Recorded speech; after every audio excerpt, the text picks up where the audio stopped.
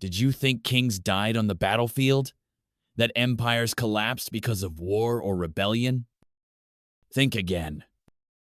In the glittering courts of Europe's greatest empires, where diamonds shimmered and secrets whispered beneath golden chandeliers, a silent killer was at work.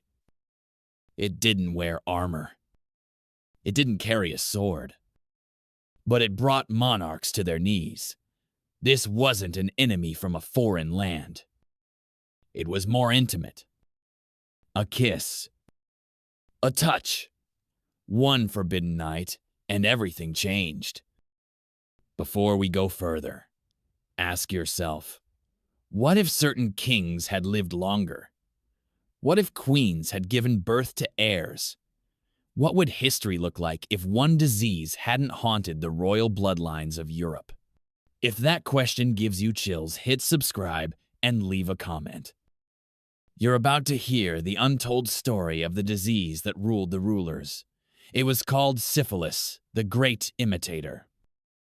And it rewrote history without ever stepping foot on a battlefield. Lorenzo de Medici, a young Renaissance warrior born to power, took a duchy by force, married a French noblewoman, and fathered a daughter named Catherine. But just days after her birth, both parents were dead. The killer? Syphilis. Their orphaned daughter would rise to become Catherine de Medici, Queen of France, a queen born from a plague that changed dynasties. In Persia, Shah Abbas II reigned in splendor, poetry, wine, rubies, and diplomacy. But syphilis crept in. By 34, he vanished from public life, a brilliant ruler, decaying from the inside. His death marked the end of Persia's golden age. John Wilmot, Earl of Rochester, the rock star of Restoration England, was witty, wild, and irresistible. But behind the charm, his body was rotting. By 33, the darling of the court was blind, disfigured, and alone. Not just a man destroyed, but a symbol of an era's reckless collapse. And then there's Joseph I of Austria, young, modern, hungry for reform.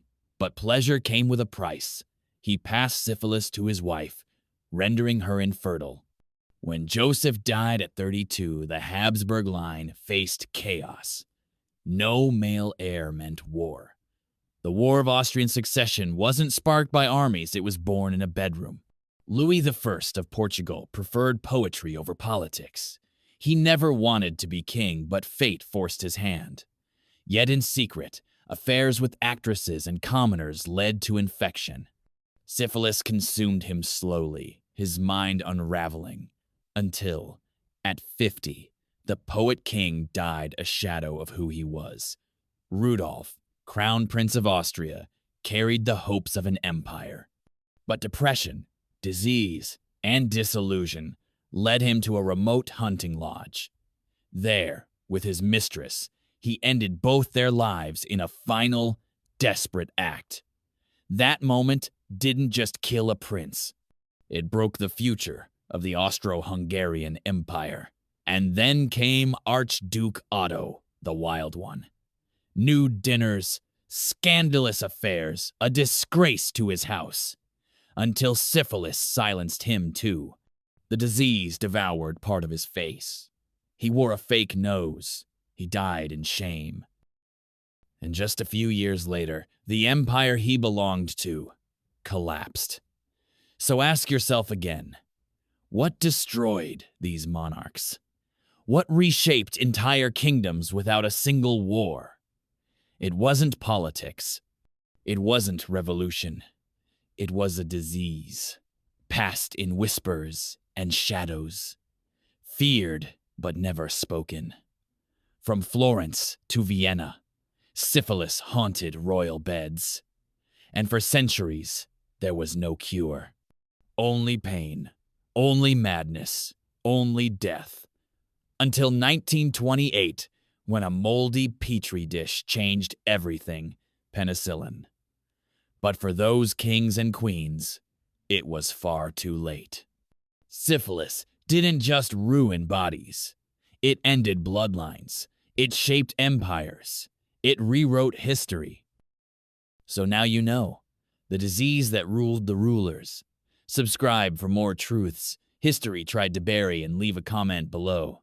Which royal story shocked you most?